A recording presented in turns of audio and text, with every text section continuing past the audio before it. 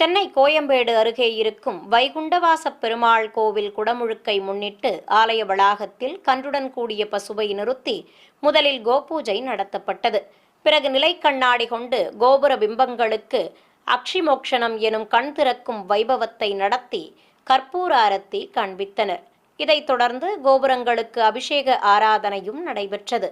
பின்னர் ஆலய வளாகத்தில் ஸ்ரீதேவி பூதேவி, ஸ்ரீ கனகவல்லி ஆண்டாள் நாச்சியார் சமேதராக உற்சவர் பெருமாளை தனி மேடையிலும், ஸ்ரீ விஸ்வக்சேனர், ஸ்ரீ ராமானுஜர் ஆகியோரை தனி மேடையிலும் நிறுத்தி அருகே ஸ்ரீ சீதாராம லட்சுமணர்களையும் எழுந்தருளச் செய்து பலவித சஸ்திரங்கள் கொண்டு ஷோடசோபச்சாரம் நடத்தப்பட்டது.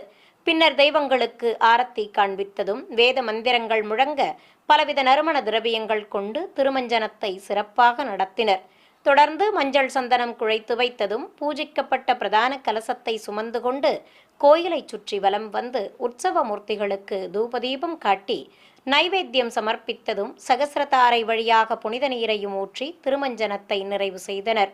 ஏராளமான பக்தர்கள் திருமஞ்சனத்தை கண்ணாரக் கண்டு சேவித்தனர். கும்பாபிஷேகமான இன்று காலை தெய்வ சுதை சிற்பங்கள் நிறைந்த இராமாயண மகாபாரத காவிய சிற்பங்கள் அடங்கிய ராஜகோபுரத்தை விசேஷமாக அலங்கரித்திருந்தனர். யாகசாலையில் வேத பண்டிதர்கள் பல வடிவ குண்டங்களில் மந்திரங்கள் ஓதியபடி யாகங்களை சிறப்பாக வளர்த்தனர்.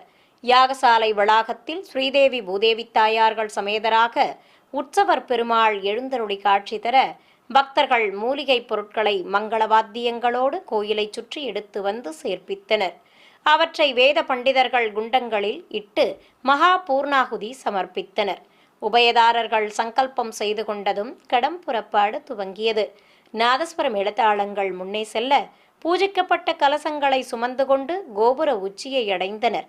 ராஜகோபுரம் மூலவர் சன்னதி விமான கலசங்களுக்கு மந்திரங்கள் ஓதி பல்வேறு முறைப்பாடுகளை நடத்தியதும் வானில் கருடன் வட்டமிட கலசங்களுக்கு புனித நீரை ஊற்றி அபிஷேகம் செய்து கற்பூர ஆரத்தி